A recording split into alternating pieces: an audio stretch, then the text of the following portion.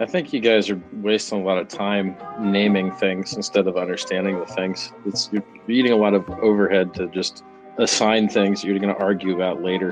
So cryptocurrency was invented to remove counterparty risk. You know, Satoshi in the white paper, or rather in the Genesis block, quotes that the banks are being bailed out by the governments again. And so you have socialized losses with privatized gains. And so Bitcoin's birth was to get rid of the counterparty risk. That is, somebody just printing money forever, making yours worth nothing. And so these are the world's most expensive, slowest databases. They're garbage. They have no throughput. They're buggy. You have to check to see whether your transaction got orphaned off or forked off or didn't get put through because a block was full, or, you know, there's all types of horror. So we put up with that horror because we have to in order to have censorship resistance. And so the only thing any blockchain is useful for is censorship resistance, period. If your project doesn't need censorship resistance, go run it on AWS like everyone else does. Amazon is 50% of all the commerce in the United States and the internet, and they don't use blockchain at all. They'll sell it to you, but they don't use it, and they don't need it, and they don't want it because they don't have censorship problems. So, you know, that idea, that concept basically just eliminates the majority of projects in crypto, right? They're just they're just basically virtual gambling. They're virtual roulette wheels, but instead of having numbers on the roulette wheel, you have ticker symbols for coins. So if it is the case that the only thing that blockchains are good for is censorship resistance, and that they only exist for one useful purpose, which is to remove counterparty risk, then I will list you some places where they successfully perform that function in ways that we've never seen before. So let's take Coinbase. Coinbase got sued by the government because some of its employees were front-running listings. They knew the listings were going to occur. They bought up the tokens. Then the listings would happen, and then they'd dump the tokens and make a lot of money. Well, you don't have that problem on Uniswap because there's no central Uniswap database of what's going to be listed next. And so there's no insiders that get to front run that information. There's also no team of people at Uniswap that decides whether you get to be listed or not.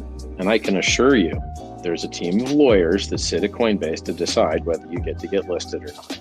And that is the opposite of why cryptocurrency was invented, because that is a middleman. That is someone's D who you have to suck in order to participate in the market. And markets work better when there's less friction, less overhead, less middlemen, less counterparty risk. And so what DeFi and cryptocurrency did was gave people the miracle of being able to control their own keys, control their own finance, never have to beg someone else for your money, and they threw it right in the garbage. They gave their keys to other people, and then they become one of the headlines. And so if you go on my Twitter and you go back years ago, 3-4 years ago, you're going to see me saying, you don't have to be one of the headlines. Stop giving other people your coins. Stop giving your money to other people that say they're going to give you yield. You're going to be one of these headlines when they get exploited or run away with all the money. But people don't listen, and so they lose all their money. So let me give you some examples of things which do not have admin keys, do not have counterparty risk. They do have smart contract risk. So you need to make sure that the smart contract operates well, is well audited. And that's the best you can do as far as software goes. One of the funny things I hear in cryptocurrency is people say, and it's a nice soundbite, I use it myself, what do you trust more, men or math? And that one sounds better than what do you trust more, men or code? Because anyone that's ever actually done software development, it's I don't know about that code. A little harder to trust. Math's a little bit easier to trust. Code is a lot harder to trust, which is why you see so many people have hacked and destroyed projects. So here's some specific instances of miraculous, glorious, decentralized finance really killing it in the real world. You may have heard of Uniswap. I made it popular on my back. I promoted Uniswap more than their founder did. So Hayden Adams versus me, I did a lot more to promote Uniswap than he did. And my project, Hex, which is the world's first time deposit, another DeFi thing, which also has no admin keys and has had flawless operation for 1,000 days, it made Uniswap popular and was the majority of volume and liquidity on that platform for a month or two in the very beginning. So, but Richard, just quickly about Uniswap, wouldn't you be concerned? It's decentralized. There are no regulators. So while there's insider trading on Coinbase and other counterparty risk, regulators, do a better job than a decentralized protocol at avoiding. No, they don't. Most scams. No, they don't. Most scams do launch on a DEX. No, but okay. First of all, Okay. The government sucks at everything that it does. If you look around your house right now, everyone listening, look around your house and point to things that you like and then see whether they were created by governments or companies. Traffic lights. Created by companies. They're created by companies every fucking time. They're installed Crazy. by, I mean, I agree that the government can go way out of bounds, but they do things like, pave roads. I mean, the government doesn't create the asphalt, but somebody's got to approve lining down. So Are you kidding right now? Surely you're kidding. I said look around your room and point to stuff that the government made, and you're like, no, I'm going to go outside to the road. Like, bro, what do you think before the U.S. got? Like, you think they didn't have roads before the government? Well, they did. I have a window. I looked out of it. I'm sorry, I didn't understand the question. But Richard, if you go to countries that have imperfect governments, they're obviously a much worse place to live than countries that have more powerful governments. The stuff that you guys are saying is so unbelievably stupid. It's hurting me, and I'm going to prove to you how stupid what you're saying is. It's abysmally stupid. Okay. Your thesis is that government good, private business bad. So let's extend that. No. Okay. You go to the mall, and the only things allowed for sale are the shit the government says can be allowed for sale. Are you crazy? That's a terrible idea. I mean, they tried that in communist Russia. Richard, that's a strawman argument. The argument here, even though I think it could be conveyed by there, is that there are public goods which governments are built. I'm a libertarian like you, and I do agree. What are you talking about? No one's talking about public goods. They're trying to put the government in control of what you can buy on the internet. In this case, magical tokens. Look, that's their thesis. Peter, look, when you ask a question about what is around you is produced by the government that you like, I think that's what Peter was answering. That's a clarification. It was a bit of a simplification on my part, but we're happy to refine your question. I heard the question to be look around. I forgive me for asking what I thought was a rhetorical question. I will just make the statement myself. No one needs to answer. All the good stuff that you like in your life, the things that you put on your body, the cars that you drive, the food that you eat, the house that you stay in, was created by a company. All of it. Every good thing in your life, except for the street lights. I guess he's in for Halloween dressing up like a light post or something. Every single thing in your life that's good was created by a company, period. And when you allow the government to decide what people are allowed to buy or not, you completely destroy capitalism, 100%. And what you replace it with is called communism, literally. Like, you guys are literally arguing for communism instead of the free market. Richard, that's Mike, just quickly, Tony, hold on. How did we get from me saying Uniswap is good and remove counterparty risk to now I have to defend capitalism? This doesn't make any sense. Okay. Yeah, so Richard, it doesn't make any sense. My question to you is: would you trust a company based in the US or based in, let's say, no, some African country or Russia? You guys are screwing this up right now. Okay. You asked me good examples of decentralized finance actually making a difference in the world. I told you Uniswap, and you started getting me into capitalism versus communism. Nope, I'm not falling for it. The question is, what is DeFi doing good now? DYDX lets you do margin trading now, okay? You can take on leverage now at a decentralized exchange, and if they decide to run away with the money, you can go write your own front end, try and get your money back out before the liquidation bot gets you. That's still better than what you get with these centralized exchanges, okay? If you decide to jack people for their money, you still have Tornado Cash. Tether decided they weren't going to seize the funds from Tornado Cash. USDC decided they weren't going to blacklist the funds from Tornado Cash. You still have Tornado Cash. I feel sorry for the hackers that hacked on the Bitcoin side because they got caught for basically zero knowledge proofs are superior to ring signatures. And so currently the state of the art in anonymity and privacy is still Tornado Cash, right? So Tornado Cash is awesome decentralized finance tool. Uniswap is an awesome decentralized finance tool. They both have no admin keys. They both have decentralized front ends and IPFS. They're both awesome as hell. I suggest everyone use them, except I'm not sure about Tornado Cash now. Like, if it's on the sanctions list, you should be very careful about that. And these things work awesome today. And not to show my own project, but my thing's been working perfect for 1,000 days and directly lets you mint yield and is still up 250x versus Bitcoin, 70x versus Ethereum. I don't know what you want. And 1,000x versus the dollar. So the point I was making about Uniswap, and let me know if you disagree, there are still imperfections, and I'm a supporter of DeFi. I'm on the same side as you, but I'm trying to play devil's advocate. isn't there flaws in DeFi that are still being worked on? As a concept, it makes sense. But again, the point No. of Uniswap, the I don't scams know what being you launched guys on are Uniswap. talking about. What does that have to do with technology? People are performing scams with paper and pen and cars and electricity too. Like in what planet do you start removing technologies from people because criminals use them? Criminals speak language too. Let's get rid of language. It's the stupidest thing I've ever heard of. Technology is good for humanity as long as the humans are by and large good. If the humans are by and large bad, then you can make the argument that technology is bad. But in fact, the majority of humans are good people trying to do good things, and therefore technology helps all of those people. And when you try and start crippling the criminals by crippling the technology, you do much greater harm preemptively to all the people. Look at it this way. What's the Treasury's Department job? Why are they censoring the North Korean people? Because they're trying to get them to stop scamming. Hey, stop scamming North Koreans. Stop robbing people. Stop doing malware attacks or whatever you're doing to try and generate revenue. And so what did they do? They preemptively screwed everyone else. They did worse to everyone else than the North Koreans did. They caused more harm than the North Koreans did by attacking a tool that every honest business needs to actually use. Every honest business needs to hide the prices it pays its suppliers from its customers. It needs to hide the values it pays its employees from its other employees.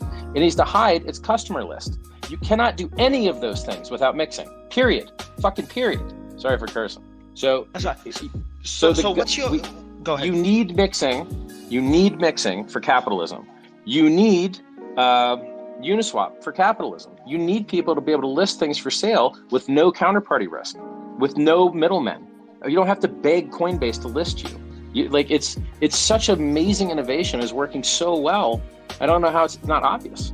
This is, I would say that Uniswap might be a more important invention than Bitcoin, literally, because one just attempted to do currency. Yeah, Uniswap's amazing. I love it. It's amazing. I love Uniswap. That's a good example, actually. Monero is another one. Well, okay. That's a whole other. No, it's important. Look, it's important. If more people accepted Monero, then it would be a great innovation, because privacy is a human right. It's a human right, period. But people don't treat it like such. It's disgusting. So my last question to you, Richard, just to end the DeFi segment, because you started about an hour and a half ago. Okay, look, ready? Let me give you some more. Stable coins, right, necessary for business. We have them in DeFi. DAI works. It's DeFi. Now, I wish it wasn't backed by so much USDC, but hey, it works, right? You want to get de-risked? You don't have to beg Coinbase to let you send your coins to turn them into to their version of a stable coin, which is their counterparty risk USDC thing they show on your screen that you don't know what's actually backed by at all. But you do know that USDC is backed by dollars because they are audited. So we have stable DeFi stable coins, time deposit, Hex, Uniswap, trading, DYDX, margin, and it's just it does all the things you want. The vast majority of commerce, the vast majority of finance is not currency. There's only 5 trillion in printed currency. There's 7 trillion in time deposits, and there's buttloads more trillion in derivatives. And DeFi is amazing, and it works great now, and it's been working great for a couple of years now, and I don't know how anyone can say anything against it. Look at the size of the order books and the thickness of the order books. I mean, you could dump $100 million of Ethereum and eat 1% slippage. Actually, I'll give you a number for that, since I'm bragging about it. I'll give you a number for how much slippage you get on a 100 million Ethereum dump. ETA 40 seconds. And while you're doing that, Richard, to end it with this question, where do you see DeFi over the next, let's say, 24 months or even 12 months? How do you see it just keeps getting better. How do you see everything. And do you see the traditional guys start embracing it? And by the way, earlier everyone was talking about Celsius paying off their Aave loans. That's just more DeFi. So you could have got yield on your crypto by sticking in Aave, and it kept working fine. Or you could have given it to the fake DeFi, the CeFi scum, who I have faced down on live stream and told him to his face, you're the opposite of why crypto was invented. And guess what? One of them went bankrupt and one of them's doing fine. It's so obvious. Aave is working fine, Hex is working fine, Compound's working fine, DAI is working fine.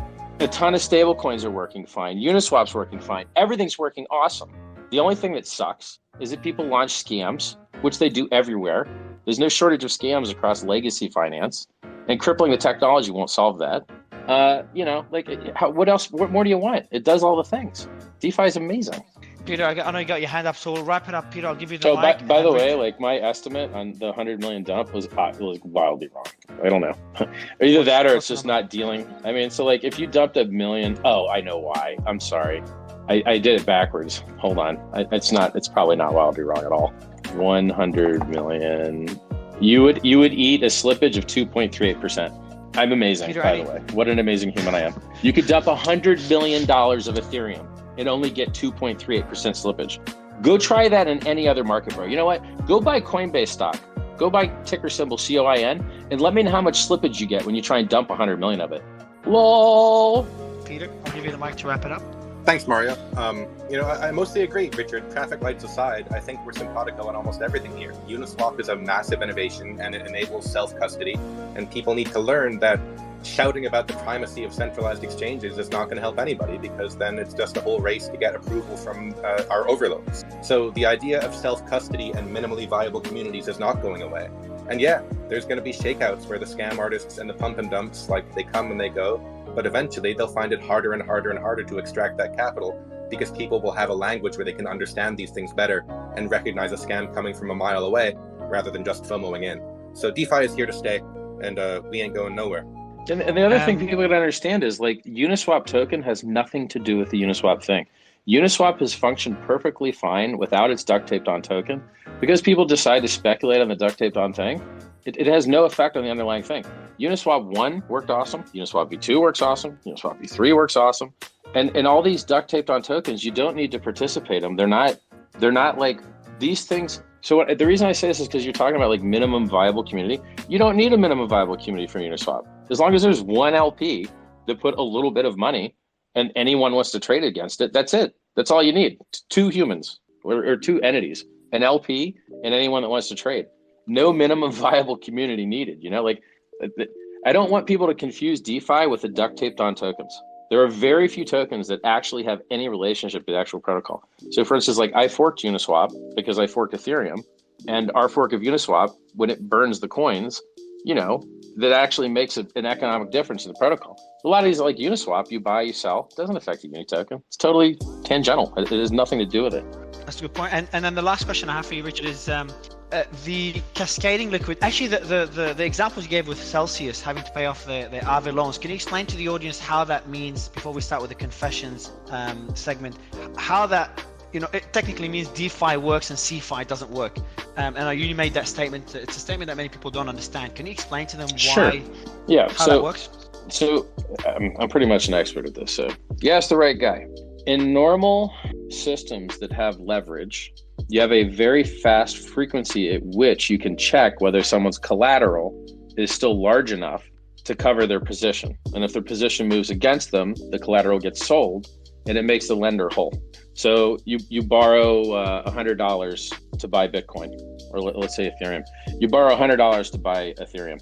So now you owe $100 and you use your $100 to buy your Ethereum. But then the price of Ethereum goes down. And now, like, if your collateral sitting in Ethereum, now you've got less money. So in DeFi, what you do to make up for the very high latency is you make people over provision. So you can go 100x leverage on a lot of centralized exchanges, but you can only go like maybe 3x leverage in a decentralized exchange. Why? Because it takes so long for the system to detect that you now need to be liquidated, and it takes so long for someone to liquidate you that they need so much extra time for those things to occur so that you don't create bad debt. So decentralized finance has extremely lower margin and extremely higher latency, but extremely more censorship resistant and less counterparty risk. So in Aave, what you do is if you want to like borrow, you need to give them more than you're borrowing. But on a centralized platform, they'll let you borrow greatly in excess of what you've deposited. So on a normal centralized platform, you could enter in 1 unit of a thing and borrow 3 to 100 units of the thing. But in a decentralized platform, you need to enter like 1.5x units of the thing to borrow 1 unit of the thing. So you have to over collateralize. And so when Celsius was attempting to use these protocols to generate yield, they would over collateralize. But then when their positions would move against them, now they need to keep putting in more collateral or they get liquidated. And if you get liquidated, you not only lose the money you have, but you also lose the premium that exists to incentivize people to liquidate you. So it's like when you liquidate someone, you take their position over, and so you need to buy their position at a discount to be happy to do that. Otherwise, no one would ever get liquidated. So basically, liquidation is just like you owe more money than you have, so we have to sell what you have to try and at least make the people whole that you owe. And so that's what's happening to Celsius now, because they weren't over collateralized, they were under collateralized. Now they have debts they can't pay off, even if they sell everything they own, which is why they're in bankruptcy. But their loans on Aave didn't go bankrupt, because if they had attempted to enter a state in which they didn't have enough collateral, then the liquidators would have went and liquidated their underlying collateral and made everybody whole. So it's a safer system. In the legacy system, you get over leveraged very easily, but in DeFi, it's extremely hard to get over leveraged because they only let you leverage up so little. They don't even let you get 1x leverage. It depends on the platform. I think you get the idea. I think you've articulated it really well. So I think everyone, I hope you got some value from the discussion. There wasn't much of a debate even before Richard joined. I think most speakers that came on were pro DeFi, and I think the last few months have proven that. Oh, can I mention one last thing? One last thing. I invented this term called just-in-time security, and it's very important to understand. If the bad guys, whether they be governments that are evil, people that are evil, if people start to attack nodes, or they start to attack developers, or they start to attack projects, we're not stupid. We just route around the damage. Oh, you guys are going to start, kicking door down for this, that, or another? Okay, well, we're just going to have more doors, and they're going to be in different places. And so just like the government for a long time didn't like file sharing, eventually they give up. They're like, all right, file sharing is there, whatever. That's how it is. And I look at crypto the same way. Like it's so insane to me that we're solving the problems that legacy finance has. It's on chain. It's obvious. It's immutable. The history can't be deleted. You can see who's doing what and when. And it's 24 hours a day, and it's everywhere. It's global, and it's like the minimum middlemen. It's like we solve so many things. Any government worth their salt, any government that was intelligent will be on our side helping us get these things done, because we really are making the world a better place. Crypto is here to stay, and the things that we're doing are one of the few things in the world that's actually making the world better. Rockets that land themselves, electric cars, crypto. I can't think of anything else that's actually getting better. But we're seeing the traditional guys agree with that theme as well. Like, we're not seeing that same resistance we saw back in 2017, 2018 when it comes to applications like DeFi. Back in 2017, 2018, it was more, hating on crypto in general, hating on blockchain, hating on Bitcoin, Ethereum. But now we're seeing a lot of the big guys embrace the concept of DeFi, not the right way and trying to, take a piece out of it and do it their way. But you're not seeing that same level of resistance as we saw a few years ago. And why should you? Because DeFi literally solves the Celsius problem. DeFi literally solves the Coinbase front running problem. DeFi literally solves the Mt. Gox problem. Like, DeFi solves so many things. It's amazing. I agree. I think it's well articulated, man. Thanks a lot for jumping on. I think the community loves it. Discord goes crazy every time you jump on. So I appreciate it. We're going to do a confession segment now. So we have Coinfessions that comes in on every show, Tuesday and Thursday, to give us 3 to 4 anonymous confessions. And in the meantime, we're announcing winners on Discord. The second winner was announced. The second code word is weather. So confession segment now for a few minutes, for about 15, 20 minutes. And then we'll have we have 3 project pitches to wrap up the show. So Coinfessions, while we announce winners on Discord, everyone in the show, by the way, everyone on Discord, you have to follow all the speakers, Richard and all the other speakers, Tyler, Peter, Crypto Mom, Coinfessions, every other speaker on the panel right now, you have to follow them to participate in the giveaway. It's a way to show your appreciation for them jumping in, and some of them just jumped in last minute, and sharing their thoughts on various topics throughout the show. Coinfessions, Charlie, the mic is yours, man. I appreciate you being here as always. Thanks, man. Thanks for having me. And it's great to follow Richard. It was good to hear you speak so knowledgeably and passionately about DeFi. So thanks for sharing that with us. And it's a privilege to follow on from that. Unfortunately, I'm going to lower the tone somewhat. But Mario, I know you love this shit, so I'll get sharing. So the first one I'm sharing, I've just pinned it to the space. This is actually, I believe, the top performing confession of all time. Certainly in terms of the number of likes. If not, it's kind of up there, top 3. So the guy that used to bully me in school, and I secretly hate, asked me for trading advice. I wanted him to lose money, so I told him to do the exact opposite of me and short support last week. He made 9k profit and I got liquidated. And I think there's a couple of things here that entertain me and amuse me. Primarily, obviously, there's the petty, spiteful nature of the confession, the fact that he took the opportunity to kind of get retribution on his school bully. But then layered within that, there's also this idea of, I don't know, like retail traders automatically assuming that they're more knowledgeable or more skillful than they are when it comes to reading the markets and day trading. Whenever you see an exchange or kind of like a trading company, you always see the warnings when you sign up saying 90% of traders lose money, 90% of retail traders lose money doing this. And this kind of falls directly into that trap. And to kind of rub salt into his own wound, he's incidentally kind of benefited somebody that he wanted to sort of take down a peg or two. Just pinned another one. I was spot trading for 3 years and gained nearly 750k. Then I lost everything in one lunar trade, literally one lunar trade with two times leverage, and all my savings to buy a house were gone in a single hour. And you know, if I've received confessions on a whole bunch of stuff, but I'd say easily the most written or the most popular subject matter is Luna.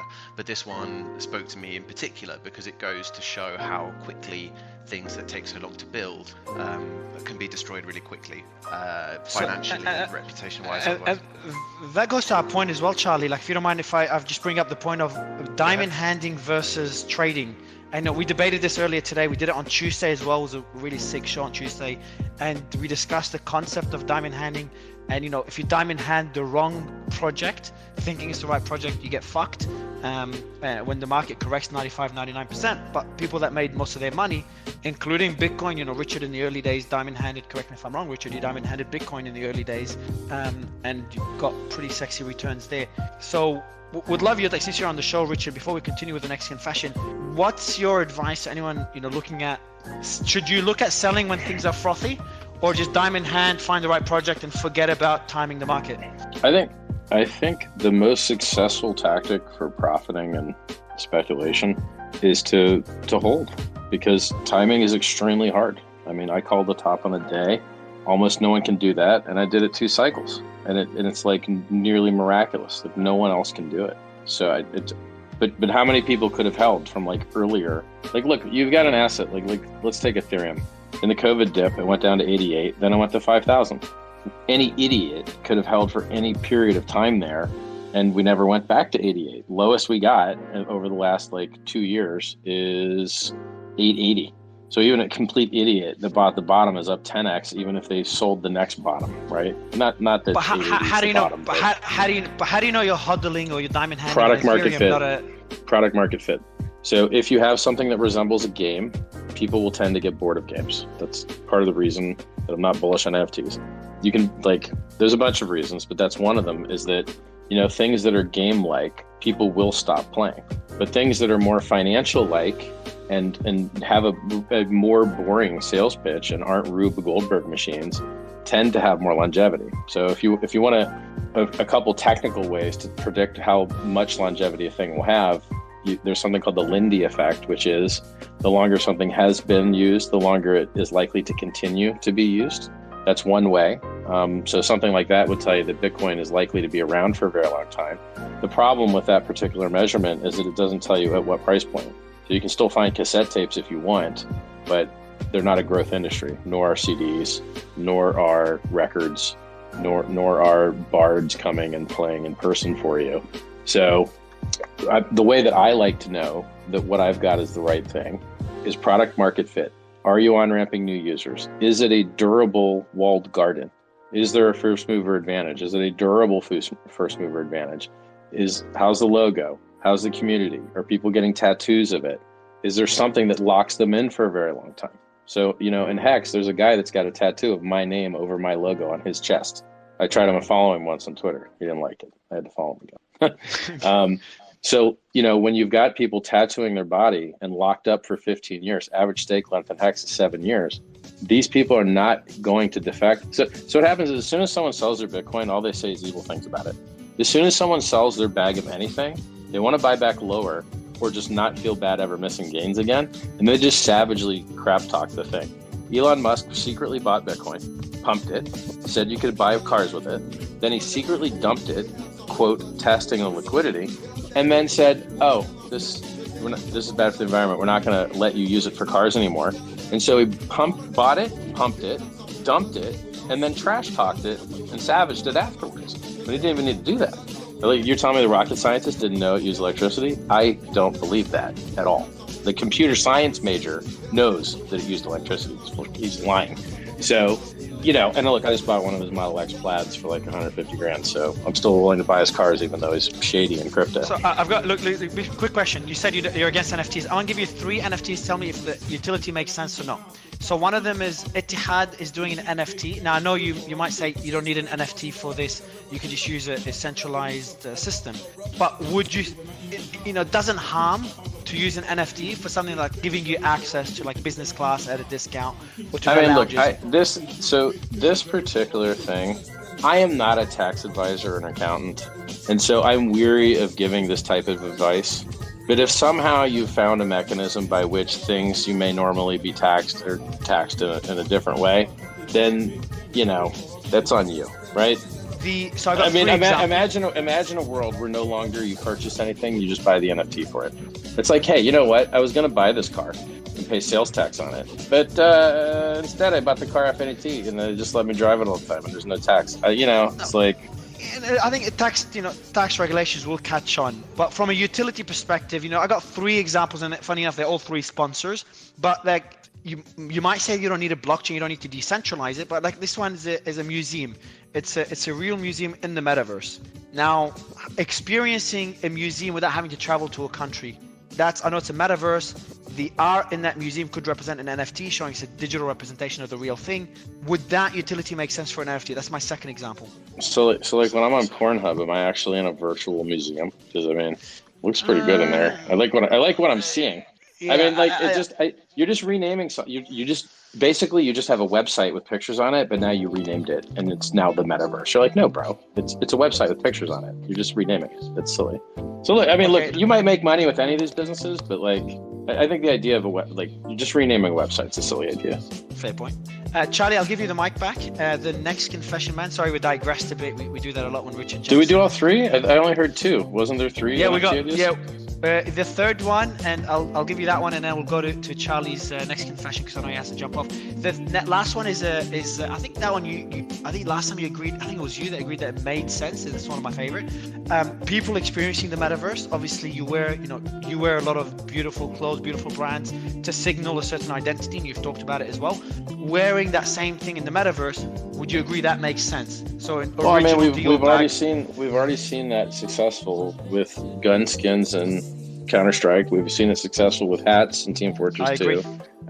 We know that people will overpay to signify. I got $1 million of Bulgari jewelry, so people will do that. And if you can do it digitally, there's actually less negative externalities. Although I think it reduces the durability of the walled garden, because I've got a Jacob & Co. casino watch. It's like $650K. And there's only 88 of them. And then they're like, we're going to release a version that's black.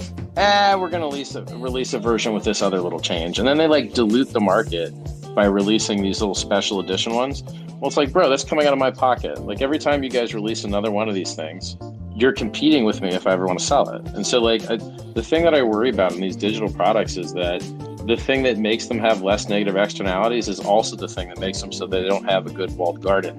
Good point. Good point. Well, then again, branded t-shirts not that big of a walled garden. Manufacturing t-shirts easier than a digital t-shirt, but still it's a well, you'd think that, but I paid $900 for t-shirts rather often, and I wouldn't buy them if they were $9, which is probably what they cost to make.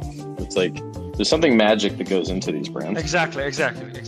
All right, so Richard, if you want to stay right after the confessions, we're going to do the pitches. We've got 2 pitches today, and I think 2 of the projects I mentioned will be pitching. So it'll be your first time coming on. It's like a Shark Tank-like pitch, and I think it'll be good to have you there. Also, I'll DM you the Discord link. Discord is spamming us to try to get you on there.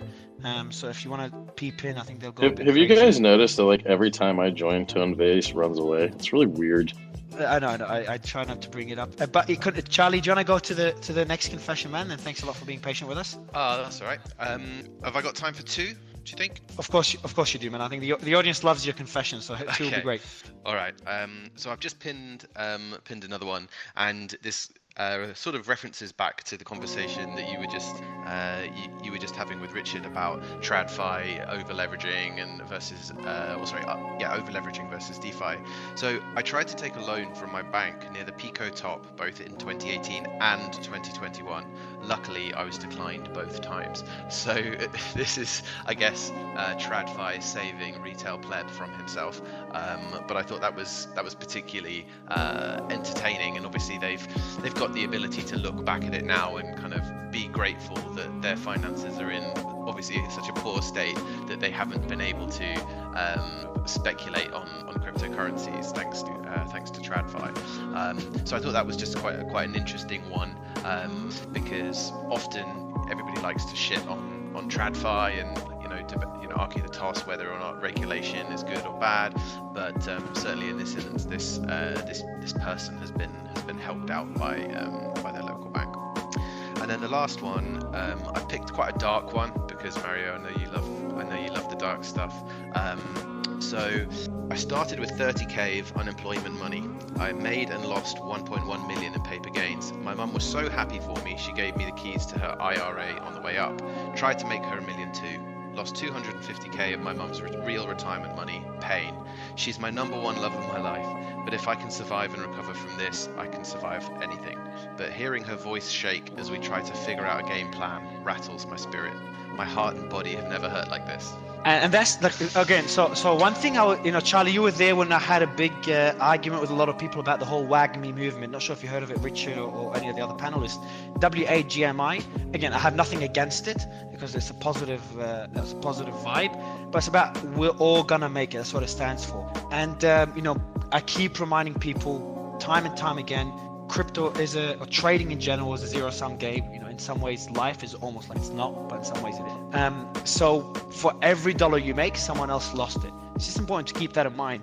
And while everyone flaunts their wins throughout every bull run and disappears in the bear run, people are losing money on the other side. And confession, and that's why I want that confession segment in every show, to remind everyone that while we're talking, Richard talks about his successes, Peter will talk about his successes, I might mention mine, and every panelist will talk about some successes they've had.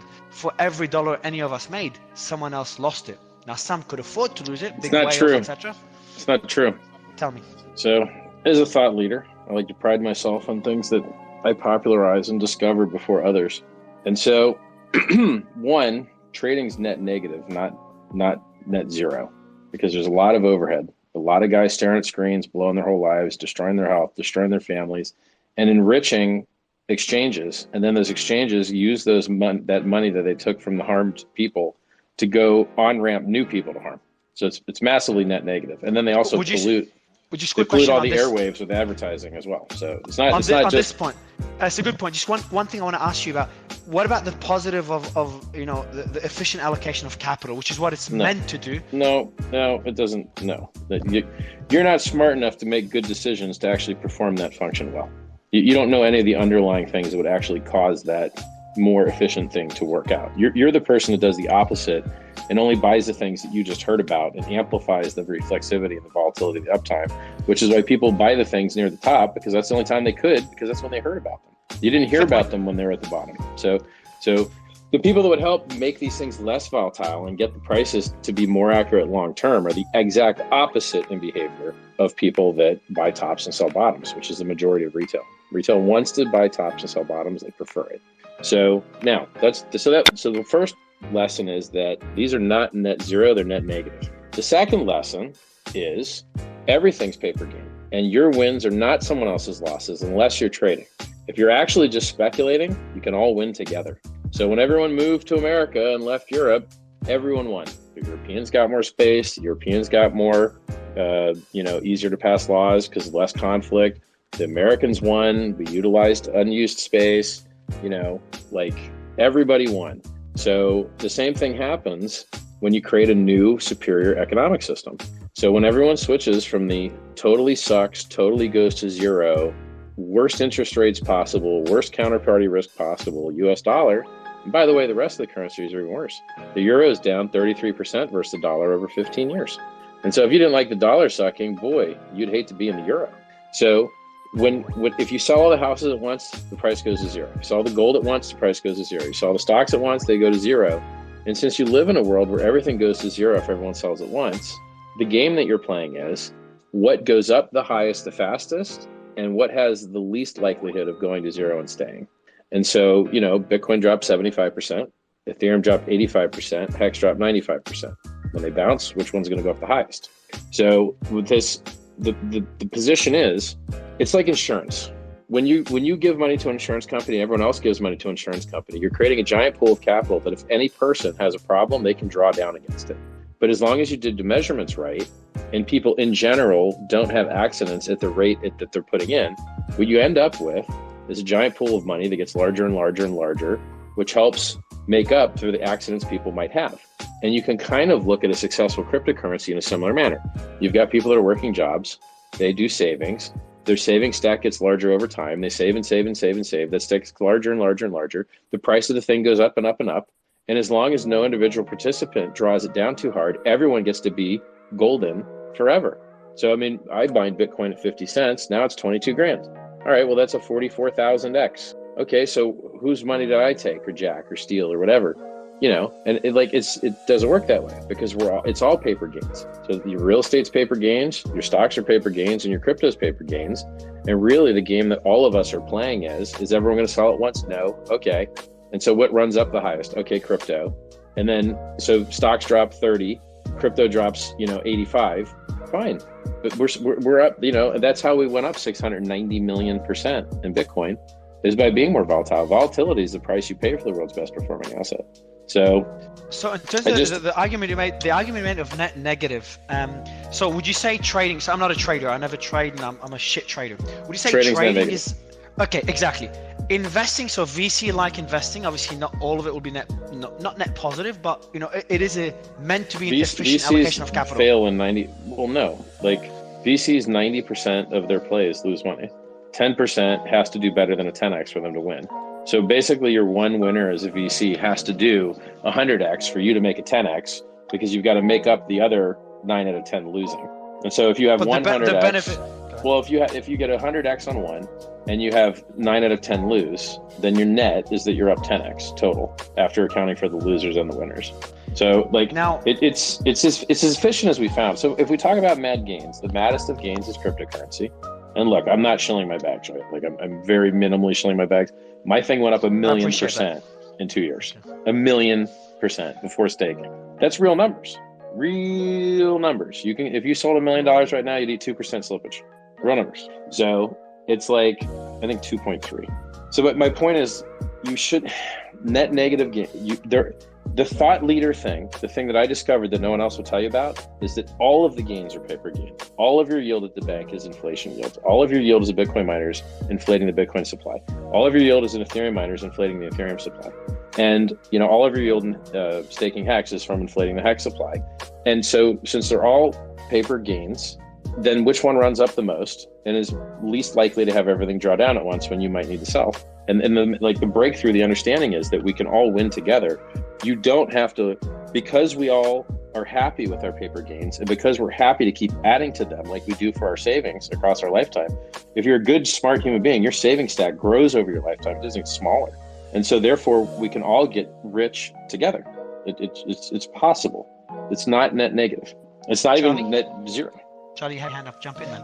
Yeah, sorry, I wasn't going to jump in. I was just going to slip off, actually. I've got to run, but thanks for having me. And yeah, enjoyed the rest of the conversation. Yeah, we're gonna do the pictures now. I think I like the net negative. So I've always talked about the zero-sum game, but I think the argument that Richard made about it being net negative in some cases, net positive in others, if it is an efficient allocation of capital, but most trading is net negative, so I agree there. Is a good argument that I'll make in future shows. KK, I know we've got 2 pitches to go before wrapping up the show, man. Let's kick it off, and we do have Richard and Tony both on the panel for this time around, so I think it'll be an interesting segment. You there, KK? Oh, fuck, he dropped off. Etihad, how are you guys? Hey guys, thanks for having us here today. Can you hear me okay? Yep. Yeah, we right, can guys, hear you. so Cool. So you got Richard. I'm not sure if you guys know Richard. Been in the space for. Okay, cool. KK's here, but you guys not only Tony Wu, who's usually on the panel for pitches, but you got Richard as well. So I think there's a pro and a con. The pro is that you're going to get a pretty big audience, Richard's audience here as well, and one of the biggest guys in the space listening to your pitch. The con is, he's pretty direct if he doesn't like something. But yeah, KK, I'll let you kick it off since you're back, man, and we'll let Etihad pitch. I'm right here, yeah. Is Richard going to be part of the panel? Oh, fuck. Yeah, man. Alright, okay. So, Etihad, are you with us? Yep. Hi guys, thanks for having us here today. And So guys, before you kick it off, hold on, guys.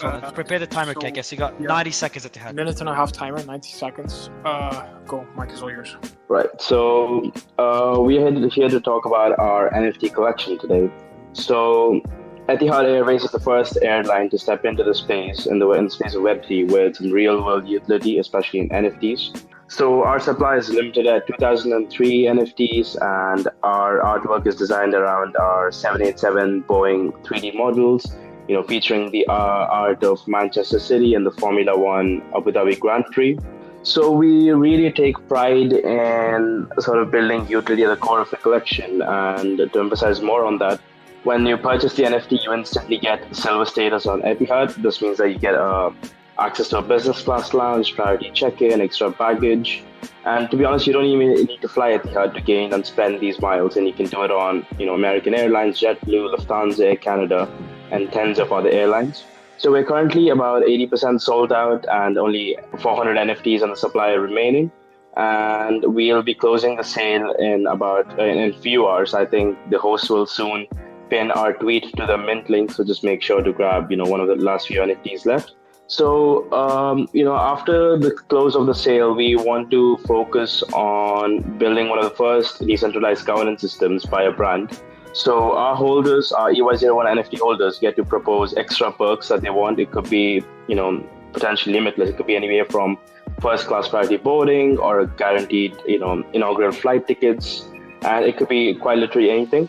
And sort of the more NFTs you purchase, the more voting. Timer's up, guys. Timer's up. Yeah, KK, your alarm is not as loud as it usually is. All right, guys. So essentially, just one question before we kick it off with Tony and Richard. What is this in one sentence? What is the utility of the NFT?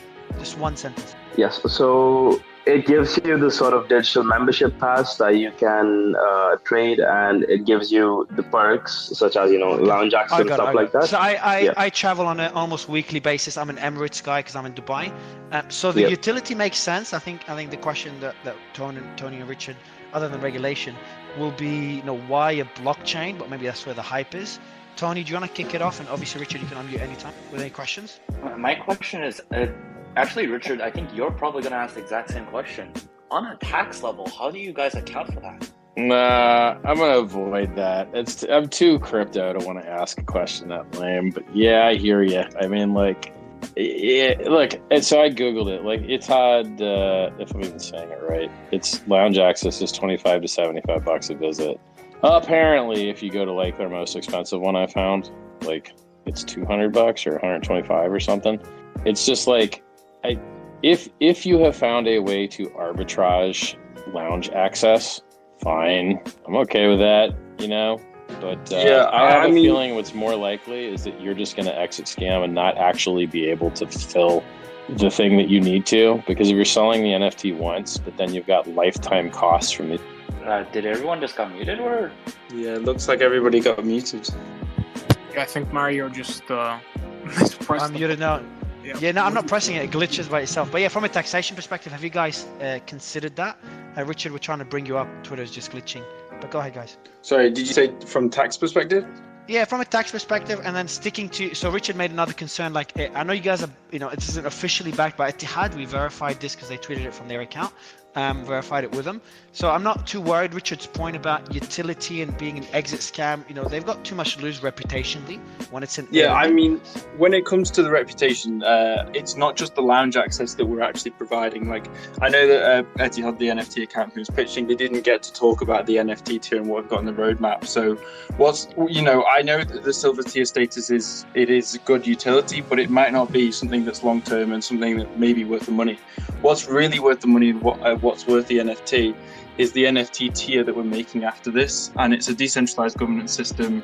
I think it's one of the first ones by a brand, and it means that everybody who holds an NFT will actually be able to propose things to Etihad that they want within the NFT tier. So say they want an extra benefit within the club, they want something extra that they want when flying Etihad, they can propose that to us, and then all the NFT holders will use that NFT as a voting right to then vote collectively and say yes or no to that benefit over all the ones. Okay, that's interesting. So essentially use the NFT as a way to vote for utility.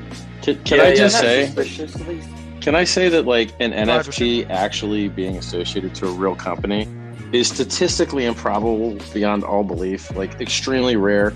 If it is the case that this is the first time, I have no with companies allowing access to stuff by using NFTs. That seems just wonderful. You know, like go ahead.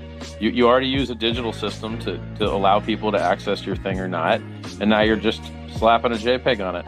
I don't see the problem with it. Yeah, I mean, it's more the fact that it's, you know, it correlates to the community a lot better. So if somebody, say, for example, Etihad was to make a normal loyalty system, what they would be doing is they'd be selecting a focus group of people to actually sort of decide on what the utilities will be within the separate tiers.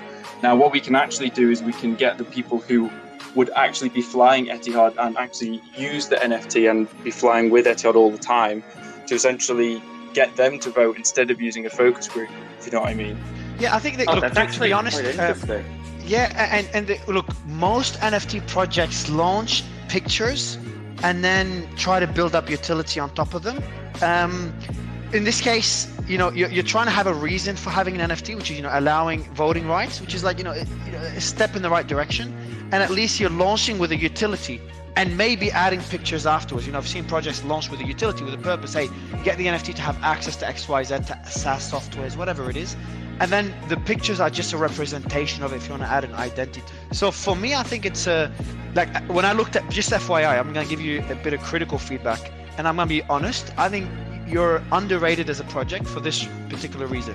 Your Twitter, the link to the website, etc. Our team almost rejected you guys coming on just because they're like, Mario doesn't look like it's backed by Etihad, looks like a scam.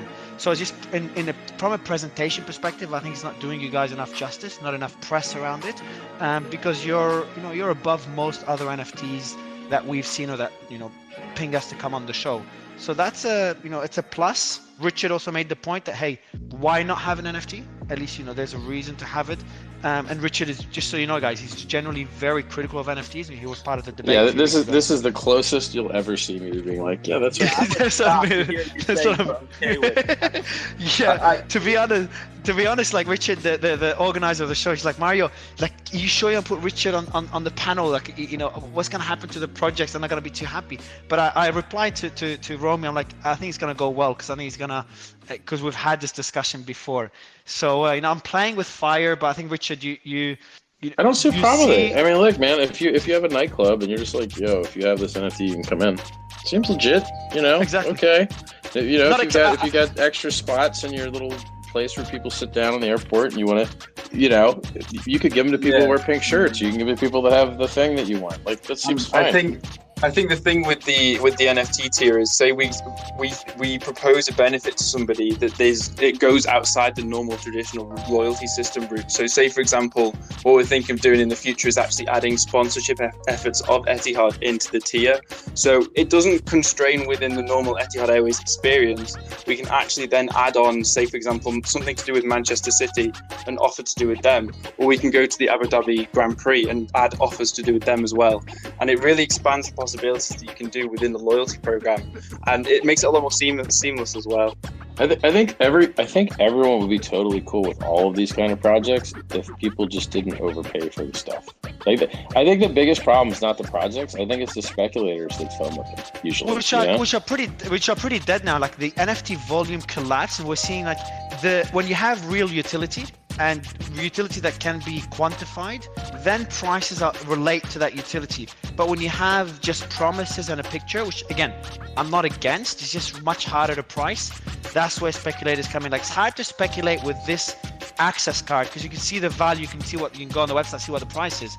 But it's much harder to value a picture with grandiose promises, which again, I don't want to shit on them, but I have concerns with I agree with you, bro, 100%. And another thing to point out is the fact that, you know, we aren't on that sort of hype trend, and really we don't believe in it either. We take 0% royalties for that exact reason. We're not wanting people to flip it and trade it for that reason. You know, I like 0% royalties. We want a trustworthy base of people who want to stay with Etihad and believe in the community, and it just seems so much better to us. Sorry, Alec, I should introduce myself here. I'm Harvey from Rcube. Rcube is the company running it for Etihad, the collection. So yeah. The only thing I might mention is I wouldn't be surprised if one day these NFTs did lose their rights, just like people that bought online movies. If you bought movies from like PlayStation, they just canceled all your movies. They don't even care. They're like, yeah, you know, the movies you buy, you can't watch them anymore. It's over. Good point. Like then, when with those centralized companies, you remember when I can't remember which airlines it was, Richard. They, to raise money decades ago, they created a unlimited access to first class for one fee of like 200-300K, and then I don't know if you've heard the story, read the story, and then people bought it, abused the fuck out of it, and it's unlimited forever. But they were desperate for money, and people are still using it today. And the airline tried to cancel it. Yeah, American Airlines. Yeah. I read the story about the guy that abused it, and he should have had it terminated. Like he was being unfair to the company, truthfully. And the other thing I would say is, like, in general, companies really don't care what you have to say at all. And usually the customers' suggestions suck. So like, I wouldn't put too much faith in them really caring about, like, you either have this NFT or you don't. You're probably going to get treated the same as the normal comments box, if they even have a comments box anymore. Yeah, used to be businesses would have a little box where you could put suggestions. I haven't even seen one of those in a long time. I think, actually, to better answer your questions, if we have time, sorry to say, Simon should be here from Etihad, the head of marketing, global head of marketing for Etihad. If you have any more questions for him, I don't know. Is he actually? Is Simon there? Yeah, he should be requesting to speak if he's not already. Oh, nice. I can't see. If I see, it would be good to get. I want to ask him a question. Like, what does the board think of this? But we'll go to the next pitch. I think it's a great pitch, guys. The pitch was actually pretty mediocre, but the project is pretty cool. I would have actually asked you guys to give us some NFTs to come on, but I'm an Emirates guy. I almost never fly Etihad because I'm in Dubai, not Abu Dhabi. But yeah, like, good luck, guys, and it was a good pitch. So we've just put a poll up for everyone in the audience. This is the first of 2 pitches. Check the poll and vote whether you like the project or not. 89% love it, which is well above the threshold to be good, which is 80%. So congrats, guys. Everyone else, if you want to participate in the giveaways on Discord, you have to vote, because when you win the prize, we have to see proof that you've voted as well. So check the pinned tweet above. It's on my profile and above to vote, and the giveaways are being announced on Discord. Next pitch, KK, second and final pitch, man. Kiryu, fuck, to drop you out again. Well, I'll do the second pitch while KK tries to come up. So we got, is the second pitch up yet, Romy? Open Games, you there, guys? Open Game Builders? Hello, guys. Hey, man, so that's going to be an interesting one. That's for the museum. So it's going to be a really interesting one. I'd love you to articulate, so you got 90 seconds. I'd love you to articulate it very clearly and very well, because that's a very, I think it's exciting, but it's harder to understand the utility of it. So I'll let you guys speak. You got 90 seconds, and I'll run the timer since KK is not here. Mic is yours. Go ahead. Okay, thank you. My name is Mauro. I'm the CEO and the founder of Open Game Builder, we're a company from Spain. We are making the 5th platform in the world based for games on real assets connected with eSports. We have 2 MVPs right now. We have one game, fighter 1 versus 1, like Mortal Kombat, for example, connected with eSports. And we have the second MVP is the Quantum Collection Metaverse. We are making the first collection in the world. We have the most complete collection from fossils, minerals, and meteorites. And we are making the digitalization of these pieces and introduce into the Metaverse. And then finally, we want to build the real museum. We are talking with some governments to buy a place to build the real museum. So the idea of the project is, I don't know if you see Jurassic Park, but they make like resurrection with Ambers. We are doing the same right now with through digitalization, blockchain, and NFT. We not only have dinosaurs, minerals, or meteorites. We have Formula 1 cars, collections. We have gold champions, bronze champions connected into the Metaverse. This is not a web with pictures. It's a Metaverse when you can go, you can feel in, you can translate and travel to the past to feel everything of the history of the life. 10, 9, 8, All right, man. Good pitch. I think you finished. All right, cool. You have 10 seconds left, man. So sorry, stop because I don't know the time. all good, good, man. So my first question for you is, all right. So you're a metaverse. So just to understand it, and your audio wasn't that good, but you're a metaverse. You mentioned Formula One, for example. So what's the experience? If I go into your metaverse, what do I see? And what role do NFTs have to play there? You're muted, by the way. I'm just mute and unmute. So when you want to speak, just unmute and mute again, please. Okay, sorry.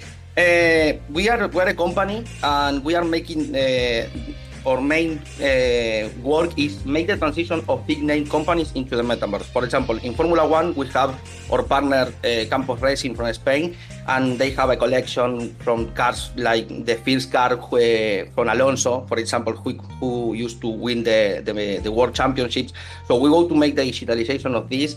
Holders have benefits, holders get a game because we are making like a game from them, and people can use this NFT to go to for example, the paddocks, and we make giveaways, we make some benefits to the holders in the Formula One scenario. But that is the same to every project, because we have now 4 projects connected into the metaverse. I'm struggling to wrap my head around it. Jason, Richard, do you have any questions or thoughts on this? Yeah, I'd love to know kind of what the same as the earlier question. What is the sort of main utility for the NFT? Like, how does it, what is the value for it? How does it do value, and why would somebody want to trade it? Well, for each project, I go to talk about Quantum because it's the first project we go to launch. You have benefits. For example, if you hold a real piece of digitalization, you not only get the 3D model, you get the real piece, and you have a little of the history of the life in you. You have benefits like, for example, if you're a holder, you can get like 3 months. We are making some travels to the place where people find the fossils, the chassiments.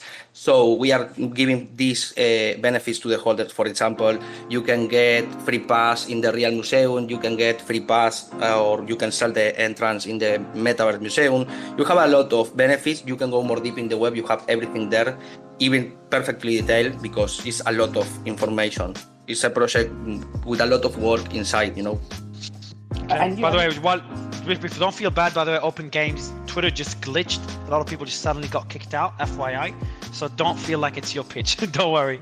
Discord is blowing up with people just getting kicked out. So don't freak out, man. Go ahead. Sorry, I mean, Jason. I think, I speak Spanish, but it's pretty hard to understand you, bro. True. So, everyone wants to pretend that they understand what you're saying. But I think half the people don't really understand what you're saying just because of the language barrier. Because you got a strong Spanish accent. It sounds like you're trying to stick companies on the blockchain, and then you go to the company and you're like, "Hey, man, your fans like stuff. What do they like? Your cars? All right, let's stick your cars on the blockchain and see if they can get them to buy a token." I think that's an okay business that a lot of people do. I mean, it's like merchandising, right? Like, oh, you like Star Wars? Let's see if we can get kids to buy Star Wars lunchboxes and socks and underwear and shoes and hats and gloves. And, you just shove the logo on every imaginable thing. I guess it's an okay business model. I guess it doesn't really need to have any utility. By and large, I think the metaverse sucks. It doesn't really exist. You're just looking at pictures on your screen. I'm a big fan of the metaverse. I think that we discussed that before. I just think we're living in a metaverse already, just not that immersive yet. But it was a discussion. So Open Games. Hey, I just was in virtual reality today, killing my friend in the head with arrows. I like virtual reality. Yeah, my shoulders hurt from shooting him in the head with arrows. But this is it. This is just a Web 2 version of the metaverse without the concept of ownership. And I think Open Games, what you guys are doing is leveraging NFTs. When you add the concept of ownership in the digital world, just makes it more interesting. When you can move your assets from one game to another, still too early for that. Or you can owning a piece of history is a bit vague, but owning access card to different ecosystems with different games, that's a decentralized access card. It's not as exciting as a spaceship that can move from one virtual world to another. Owning an identity, that's an asset, that's an NFT. So that's how I see a metaverse, a Web3 metaverse. We're technically living in a metaverse already. We're in a fucking room right now with just headsets on. So you could look at that as a metaverse, just a pretty boring one compared to what it can be. But on Open Games, you tried to unmute this is your time. So I'll give you another couple of minutes of questions. So do you want to add anything? Yeah, I wanna talk. Sorry for my English. I go to try to. Nah, you're good, bro. You're good. It's no problem. Yeah, exactly. Speak slower. I think we'll understand more. But I got what you're saying. Some people may not. So you speak slower. It'll help a lot. Okay, when we are talking about we are building a metaverse, it's because we are building a real world when you can travel, you can make anything. It's not like you was talking before in the show, like just a web with pictures when you can go and see the Mona Lisa, for example, or you can see the Da Vinci. And you are going to travel to the past, you go to feel everything because it's a 3D experience and it's everything connect. It's not only the build of the museum. This is one of the projects. We are making golf game, bots game with the Federation of Spanish. We are making with the PGA of Spain one project in golf. We are making a lot of stuff. Yeah, so we were talking with the PGA. So like, can you give an example of how the PGA project would look like? Yes, we start working with the Ligas Golf in Spain. They are a foundation and they make like amateurs and they make like leagues from 7 years to 21, and then these pro players or amateur players jump into the PGA. So we are making like all the game and all the NFT collection of his museum in Valencia. They have a big museum of a lot of stuff in golf scene. So we're gonna include this like then they enter like a sponsor. We go to include even we are talking with Pink. I don't know if you know the brand of clothes from the golf. So we are making a lot of stuff in this ecosystem. Okay, I know. I personally like it. I think there's so one of the companies I co-founded is it's a public company on the Canadian and European stock exchanges, NFT Tech, and we acquired an agency. They've been killing it. It's co-founded by the Decentralized. He was the ex-executive at Decentralized, I think Chief Partnerships Officer. And what they do is they bring real-life experiences like the Australia Open, for example, and I can't name the other ones, but similar experiences to the metaverse. So I personally think what you're doing is like bridging the experience from the physical world to the digital world makes a lot of sense. I think the pitch wasn't that great, but what you guys are doing, because I took the time to go through the website as well, is interesting. So I'll give you props for that. But Richard, like, do you think moving those experiences that we have in the physical world to the digital world? It's okay. You go to elementary school and you ask kids, you're like, hey kids, what do you want to do? I want to make video games. And then you give them a computer and you're like, okay kids, go make video games. And they all suck. And so, in the real world, it's extremely hard to make a good video game. It's extremely hard to make good art. It's extremely hard to make good music. And so any of these appeals to like, we're going to make something good, by and large, they probably will not. It will probably fail. And so maybe these guys have a history of already doing good stuff. I would find it highly unlikely because like, if you can make good stuff, you just launch it on the same platforms that all the other multi-billion-dollar companies launch their stuff. So you would put it on whatever Meta's stupid headset thing is, or HTC's headset thing, and then that's it. And you'd have 1 million times the audience.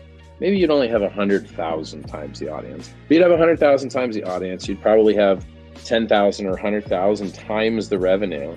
And so like just being like, screw the largest possible imaginable market with devices that could actually use this stuff. Let's cut off our legs and just launch it to the crypto nerds.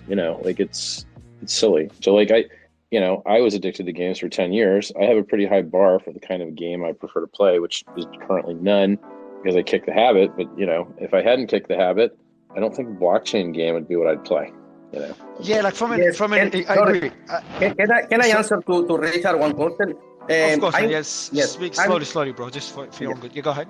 Yes, I'm a professional eSport player, and we are making the games by ourselves in the company in Spain. We have more than 500 people working for us in Pakistan and Dubai with Game Store Studio company, like partner of us, and they have a lot of win-win conditions on Google Play, for example. They have a lot of game. Even we have a pre-alpha of one game, and I invite you, if you play games a lot of time, I invite you to play and test the game, and then we can go more deep if you don't like. It is possible to make a good game. It's just hard. Most people fail. Like if you go to everything is hard. If you're an outlier. It's just everyone, when they come in these short interactions, says they're an outlier, and you're like, well, it's improbable, you know?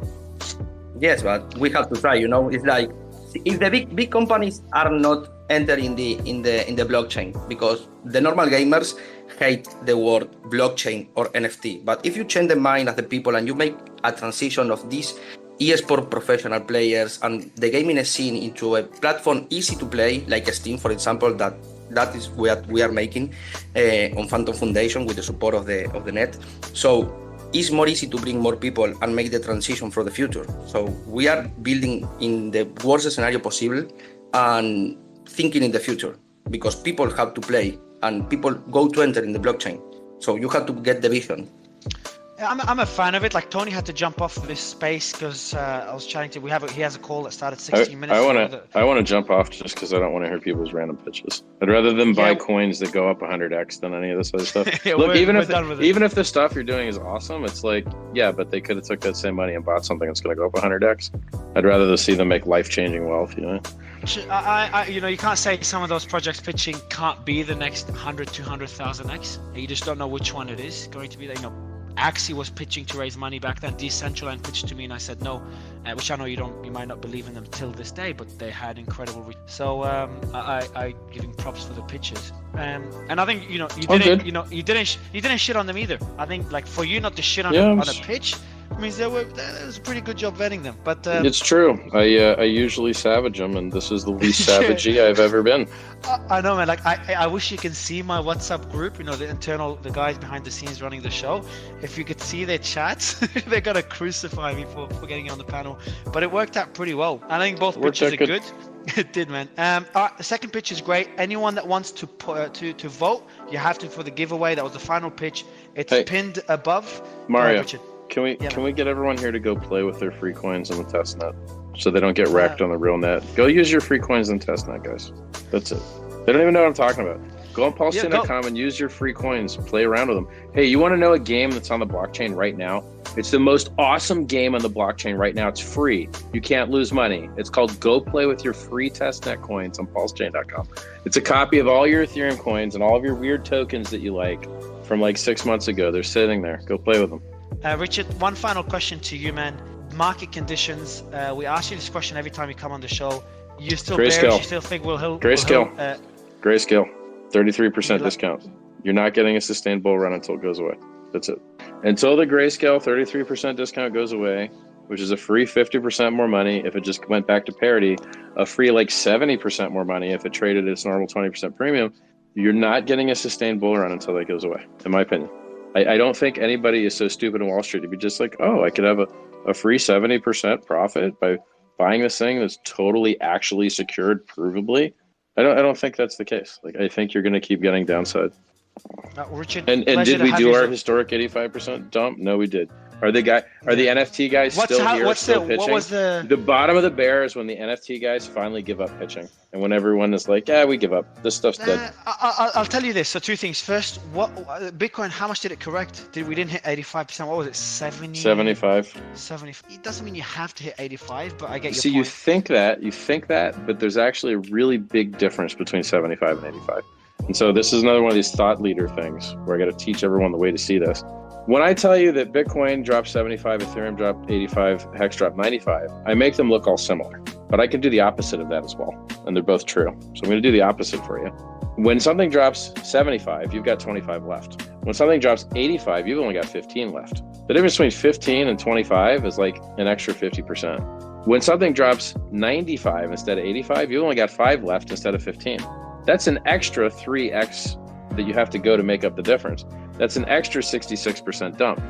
And so while 85 and 95 sound quite similar, in reality, you're left with 5 instead of 15. The 85 is 3 times better than the 95. And so what you have to do, go ahead, sorry. So you have to invert, what you have to do is you have to look at the inverse and then reason about the inverse. Now, it's still very useful to think that they're small because usually the thing that dumps more, if it has product market fit, overcomes a 3x very easily, at least, in Hex's terms historically. So, but it's important to show these things accurately, right? Like I could frame it in the big way or the small way. You might as well just know that both exist. So you don't get caught in any cognitive traps, you're aware of both. And then there's the other argument that, and I say this to a lot of people, and people that bought Luna when it dropped 95%, what they don't understand is if something drops 95%, it doesn't mean it can't drop another 95% and another 95%. No, that was a weird one. That had a reflexive property of inflating supply on the way down that the vast majority of coins do not have. The vast majority of alts just die 95 and stay at 95 until they pump again, like Doge, if they have product market fit. If they're straight scams, they just go to zero. Exactly. That's the point I'm making. So scams. So when you're sitting on your bags and you think, I was talking to a bunch of NFT guys earlier. Again, I love the NFT community. But I was talking to one of their investors, and they're like, "Yeah, we're just waiting for the market to pick up and get my bags to pump." I'm just telling them, like, a small percentage of projects will do extremely well in the next bull run. Again, product market fit. But the ones that don't have product market fit or shitty team or shitty founder, if they drop 95%, doesn't mean they'll pump in the bull market. They'll drop another 95 until zero. So just a reminder. Well, yeah, like holding a scam longer just gets you wrecked more. Exactly. I cannot express. It's like, look at the metrics, right? Are you on-ramping new users? Is the sales pitch remaining the same?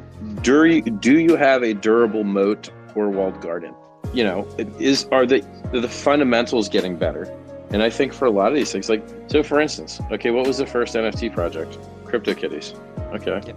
Well, truthfully, I don't know how well they did, and I don't know how wrecked they are now. And I think it would be very useful to know that if you're trying to predict how wrecked the stuff is now versus how it could be, and then how likely it would be to maybe get back again in the future. You know, I think that it would be useful to know that. I also think that you have opportunity cost. Like even if you buy something that goes up, is it the thing that is going to go up the most? You know, I'm about the mad gains, not the medium gains, the mad gains. But the more you're aiming for those big gains, the riskier it is, because you can just buy blue chips and be happy with a few X's. But if you're looking for the next 1000X, it's going to be a bunch of them going to zero before you land 1000X.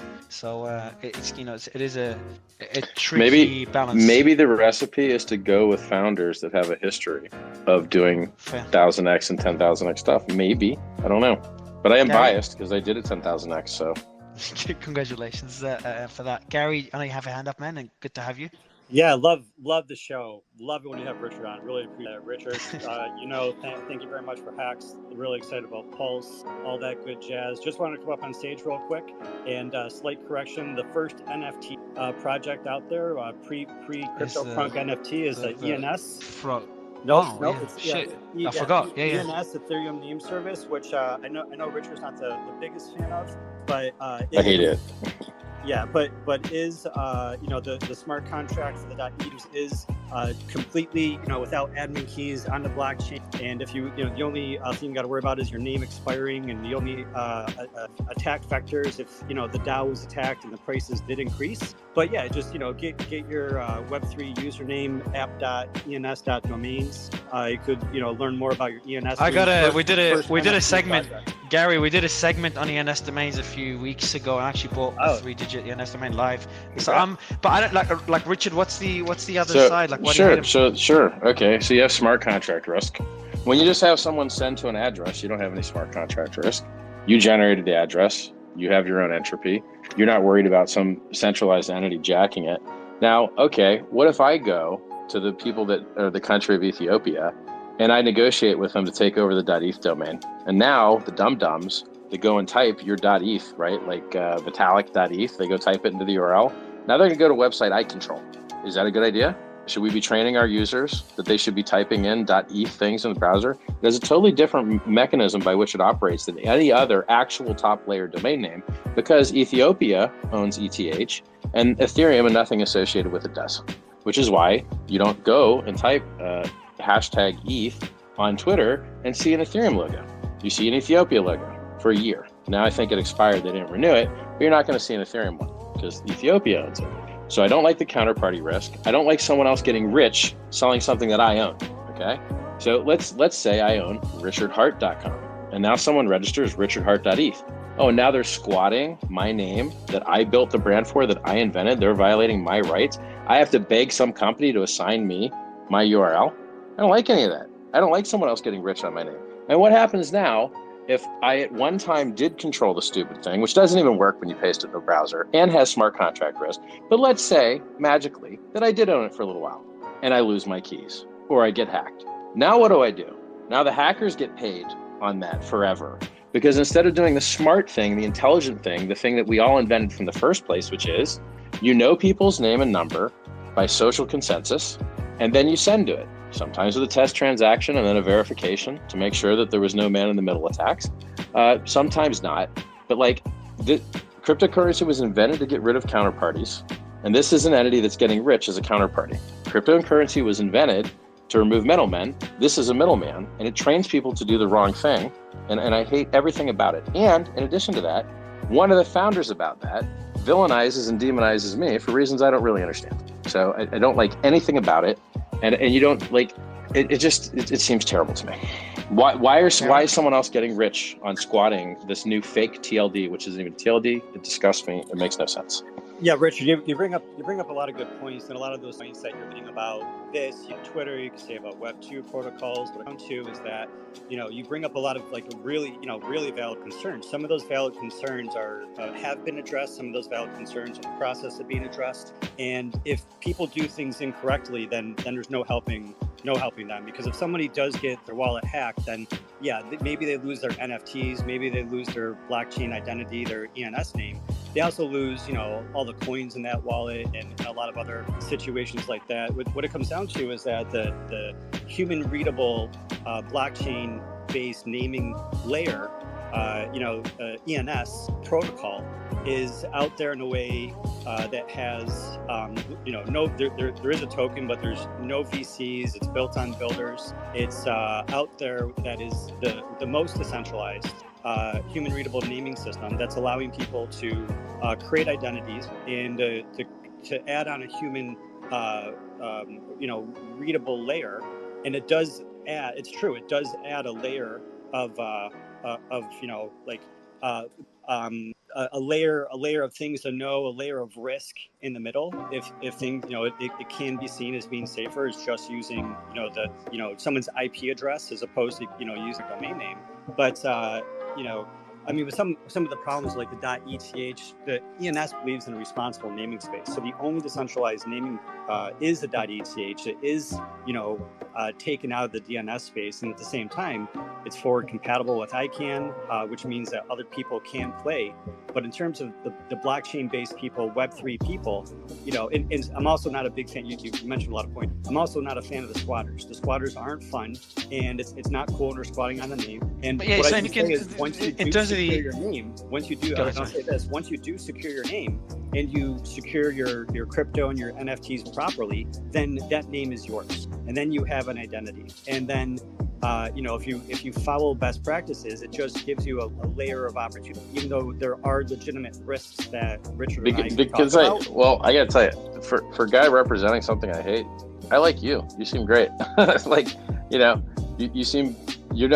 You took every concern I had and addressed it and realized it was there and maybe agreed with some. And look, I understand security convenience trade-offs. I think people should be allowed to make them. And I try to, there's so many things that we build in Hex people don't realize, all these things out there like Uniswap, you have to authorize the contract to spend your funds. You have to authorize the Uniswap's contract to spend your funds. And God forbid you authorize a fake one, a proxied one, and then they change it, and now you just lose all your funds. And so that design mechanism of having people authorize contracts to do things is actually a terrible thing to train your users to do. And so what we do in our system is there is no authorizing a contract to do anything ever at all. And so if you go to remove all the permissions imaginable, it doesn't harm your experience with Hex at all, because we use message sender every single time as the verification method, and we never use a contract to do things on your behalf and empty you. And so training users with superior design parameters and superior behaviors is like the best we can do to help stupid people make good decisions. So let me give you one cool security feature that the ENS names have is that the names have two Ethereum address record. One of those records is the owner of the address, and then the second record is the controller of the address. So the name that owns the NFT is not the same address that has the ability to make updates to that record. So the address that you're using to update the records and connect the thing if that gets hacked, just because they theoretically could change the fields and the data fields in the ENS name, they would not be able to change control. So there's a lot of. Can I ask you a question? Yeah, of course. What happens with Pulsechain? What happens with Pulsechain? Fast forward. Well, Pulsechain.com is a full fork of the Ethereum system state. I know exactly. Yeah, what's going to happen? Right. Obviously, So a duplicate of all the ENS tokens. There's going to be a duplicate copy of all the ENS blockchain domain, and just like everything else, it's going to be interesting to see. So is it going to break, or is it going to work? Do you have a decentralized IPFS front end, or is it all kind of fake DeFi centralized, or? No, everyone's going to choose which contract that people look to as the ultimate source of truth, for things. And they may bridge, some things like ERC20 tokens are going to bridge over, and they're all going to become ubiquitous. And other things like the Bored Apes and NFT projects and ENS names, ENS is more of a protocol than an NFT project. It's a protocol. It's, top of the stack development layer of blockchain naming and identity. I don't want to get into that. But yeah, people are going to have to choose, ERC20. So what it sounds like to me is that it's going to work fine. So let me take a stab at it, because I usually have everything figured out. I do not have this figured out. I'm figuring this out with you right now, because you know more about ENS than I do. It sounds like, or my gut feeling is, the majority of places people actually use ENS is in MetaMask. And if MetaMask didn't handle the .eth suffix the way that you wanted them to and point to the contract you wanted them to, it wouldn't work at all. And so in actuality, the centralization part of making ENS work is begging MetaMask to say, hey, when someone types .eth at the end, can you please point to this contract, which we consider to be authoritative, pretty please? And so as long I could push back on that a little bit, because what's going to happen is that there's going to be a standard with Ethereum called the EIP 4361, which is assigned with Ethereum standard. And then everyone, when they come to blockchain, instead of all their devs figuring out, oh man, how do I do this thing where I connect with MetaMask and I connect with the wallet? There's a standard, which is the EIP 4361. No, but I'm not trying to dog you on this one. No, me neither. This is like minimal. This is the minimum abstraction. Like, everyone's using MetaMask. You have to beg MetaMask to do stuff. Like, it's okay. So my point is, like, if that is the case, that really the only reason ENS works is because MetaMask lets it work with a setting in their code that says. I'm saying that's not the case. I'm saying that. But it is now. Like, before that EAP rolls out, it is now, right? But that's good. Listen, this current system state makes Pulsechain run better, is what I'm saying. Because I think what will happen is, if you just change the network you're on, MetaMask still thinks that Pulsechain is actually Ethereum. It's just another fork of it. And therefore, I think that people's .eth domains on Pulsechain will still point to that contract, which is also deployed on Pulsechain. So I think it will just work. I don't think it's going to break. I think ENS will work on Pulsechain. By default, right now. You can test it right now. I think it works. 100%. My guess. Yeah. I'm 99% sure that it not only works, but well, that's nice. ENS is blockchain compatible, cross blockchain compatible, blockchain agnostic, and ENS will work on Pulsechain. And what I'm saying is that let it be Pulsechain. Because you understand, a lot of stuff will not work on Pulsechain if it's fake DeFi, and requires you to beg somebody to change something somewhere, right? Like Compound and like their liquidation bots, they need to be told, hey, go liquidate on this chain. And like their front ends need to be told, hey, go look at this chain too. And so the fake DeFi stuff, or at least, not totally. I like the stuff that just works, right? Like Uniswap just works. X just works. It seems like ENS is just going to work. I like stuff that when you do an honest fork, that it just works. So when you say it just works, there's two different things that mean it just works. There's one thing where the smart contracts are going to continue to run on the Pulse fork version of the system. Yeah. And then, but at the same time, that the fork obviously creates a fork, not just into a new Pulsechain chain, but also then the users decide. Users decide what network they're on. You're So as long so my hope there's two different universes. And the users decide which one's authoritative. And devs, users and devs, two different constituents that get a say. And so MetaMask, MetaMask could break either of these at will. Yeah, well, there's the Ethereum standards and the EIPs and how that goes, because then it breaks everybody. MetaMask breaking, they then break everybody who wants to play with MetaMask. So MetaMask would hurt himself. Look, MetaMask banned one of my URLs once. Yeah. So literally anyone that had MetaMask installed, when they would go to one of my URLs, I think it was PulseX or Pulsechain, I don't remember which, they banned it. And you're like, hey guys, why'd you do that? oops, and then they unbanned it. But you're like, oh, the ugly head of centralization has popped up here. Unfortunate, you know. Yeah, it's a 0-day attack. Once they did that, they showed everybody that they could do that. And you know, I think a lot of like pseudo DeFi is being shown as, you know, as we're seeing with Tornado Cash and things like that. And some people are learning where's the difference between a back-end smart contract and a front-end interface. I digress. When Pulsechain launches, I like you, dude. Who are you? What do you do again? You seem smart. You're fun to talk to. Well, I have a bean tech now. My wife, all right, Unfolded Life. We just launched Web3domains.com. We're really into Ethereum and Web3 and Pulsechain, and we're both like old school hexers, like day 3 hexers. Epic. Day 1 and 2 wasn't very smart, but day 3. I told everybody. I told them. Did. Well, yeah. We listened to because. Thank you, man. I mean, it was just like when everyone says one thing, and I just like validating things, and I couldn't find proof of what people were saying, and then so I took a risk, and that risk paid off for me. People don't realize how many smart Hexicans there are, man. There's geniuses up in our joint, dude. Like I love Hexican. I had no idea you were a Hexican. Like that's neither me. So Gary, you were in the ENS section as well a few weeks ago. So I appreciate coming back. I didn't know you're the guy behind Web3 domains, and I didn't know you're a Hexican thing. So it's I'm everything DeFi. I'm everything Web3. I love Ethereum. I love Pulsechain. I love Hex. I love the Bored Apes. I love ENS. You should have been. Everybody in here. I thought Gary should have been on the. No, you should have been on the show. No, not that one. They should have been on the show with Richard. And Bitcoiners debate. It's probably the biggest show we've had. You know, I was 75,000. I was in the room. Yeah. I wish you went up. I wish you went up and spoke, man, because you're pretty well spoken. But yeah, I'll let you hit up Richard privately. And I just want to give you. Richard and I have DMs together on Telegram. If he checks his Telegram for Gary Pumpkin here, I'm here. Oh shit! Yeah, I recognize that name. You have like a PFP of a monkey, I think. Yeah, some people dig it, and I dig it. And listen, I have been nothing but helped by Richard and Richard's free book and Richard's community, which is partly my community. And on the Ethereum side of things, my hope is that everybody looks into ENS domains and secures their decentralized, .eth name, because although if you want more privacy, maybe you have an address with no ENS name. But if you do want a public identity, once you secure your public identity with your .eth name, then you can add your. I don't have it set up this way right now, but once Pulsechain comes out, I'll be able to receive Pulse tokens with my ENS name. I'll be able to receive Bitcoin. So Gary, quick question, man. Can you what do you think about the three? I need to end this discussion, but I'm curious. The 3-digit flex, 3-digit.eth, which is the one I bought on the show a few weeks ago. Some people might think it's stupid, but scarcity is really cool, and people like scarcity. And there's a huge network effect on both the number of people purchasing ENS names and the number of apps and dApps that are integrating login.xyz in the Web3 protocol.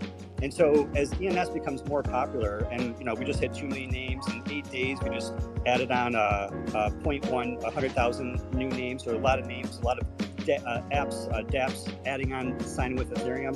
So that's creating this network effect, and the numbers are only going to increase with the decentralized, version. There's only 1,000 of those names. And then what's more is that everyone needs to realize it doesn't matter if it's an emoji, a number, or a word. Every word, every letter put together into a word is a symbol. It's all every symbol is a meme, and every meme has value. And so therefore every number has value. There's only 1,000 of them, and there's only 10,000 4 digits, only 100,000, or not, 90,000 5 digits. You know what I mean? So forth. So scarcity is cool, and ENS names are NFTs with real utility. It's not just an NFT; it's a protocol. Pixelord, I saw you unmute. You wanted to speak, man? Yeah, I was gonna say I got some 3 emoji domains, and that's crazy. 4 digits. The emoji domains. Yeah, I love them. I just love them. I don't know. I keep staking them and stacking these emoji domains NFTs, or maybe also I got some 3 letters domains, and I just keep them. I will see. Maybe something happens. These are really rare. It's kind of the collection inside the collection. It's a collection inside the collection. So it's very cool that people make special websites where you can track these domains, because on OpenSea it's really impossible. And this is a huge movement. And if you're on your Brave browser, you can go to .eth, and then I'll ask you if it's okay to use in Fira, and then I'll redirect you to my IPFS website.